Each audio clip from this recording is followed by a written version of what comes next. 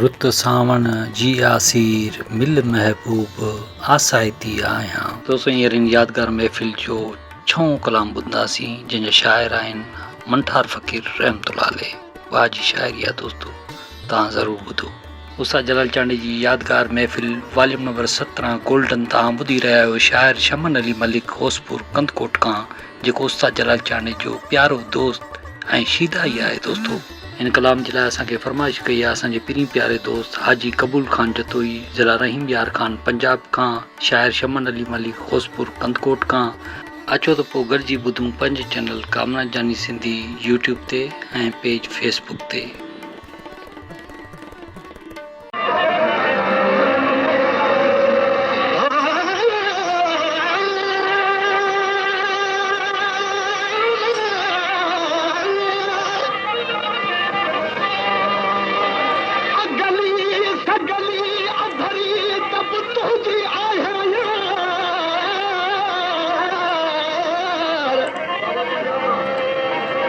गली सगली अभरी तब तुझी आया यार, कारी किनी कोझड़ी गोली गुनहगार,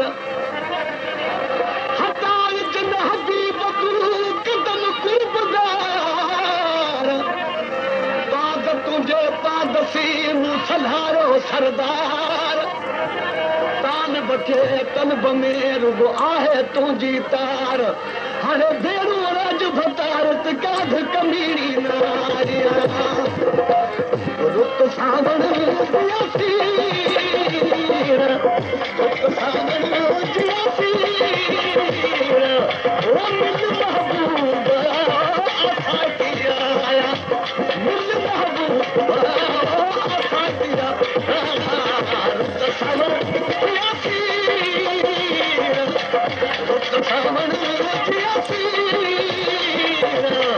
मिल महबूब आसाती आया, मिल महबूब आसाती आया, रुत सावण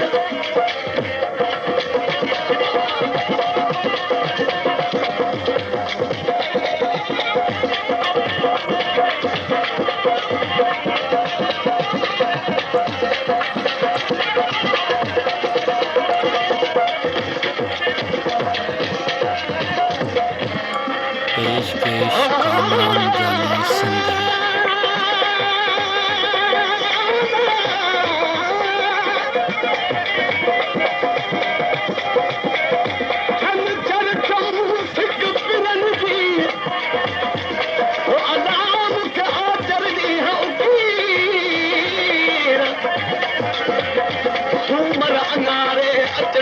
मुझे अरबादी हमीर खासोदी हथमी सजो खजूर हाना खीर, जब पूजा बैठी पीर मुझे जुमे जान बोतरा, ओ तुझे मिलने वाला हो की मनता, ओ तुझे मिलने वाला हो की मनता, सब तो संभाल मती